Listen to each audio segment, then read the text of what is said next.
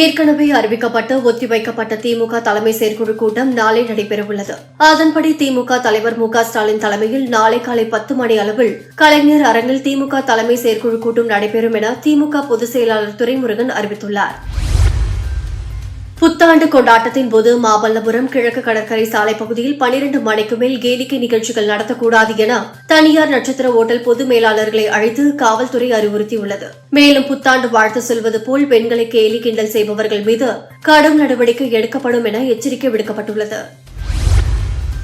மத்திய நிதியமைச்சர் நிர்மலா சீதாராமன் தலைமையிலான 55வது ஜிஎஸ்டி ஆலோசனைக் கூட்டம் நடைபெற்றது. அப்போது பொருட்களுக்கு விதிக்கப்படும் ஜிஎஸ்டி வரி குறித்து பல்வேறு ஆலோசனைகள் நடைபெற்றது. இதில் 1000 ரூபாய்க்கு மேல் விலை கொண்ட துணிகளுக்கான வரியை உயர்த்த பரிந்துரை செய்யப்பட்டுள்ளது. தற்போது 5% இருக்கும் நிலையில் 12% உயர்த்த பரிந்துரைக்கப்பட்டுள்ளது.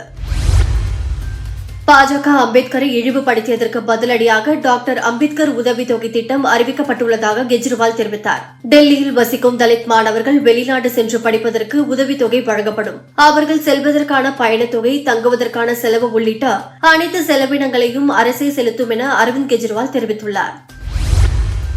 கர்நாடக மாநிலம் பெங்களூரு அருகே கார் மீது கண்டெய்னர் லாரி கவிழ்ந்து பயங்கர விபத்து ஏற்பட்டுள்ளது. இந்த கோர விபத்தில் காரில் பயணம் செய்த 5 பேரும் பைக்கில் சென்ற ஒருவர் என மொத்தம் 6 பேர் சம்பவ இடத்திலேயே உயிரிழந்துள்ளனர். விபத்து தொடர்பாக வழக்கு பதிவு செய்துள்ள போலீசார் விசாரணை நடத்தி வருகின்றனர்.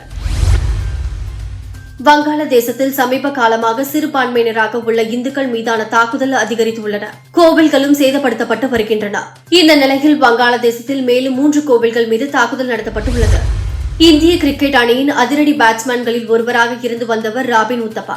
இந்த நிலையில் அவருக்கு எதிரான வருங்கால வைப்பு நிதி மோசடி புகாரை தொடர்ந்து ராபின் உத்தப்பாவுக்கு எதிராக கைது வாரண்ட் பிறப்பிக்கப்பட்டுள்ளது.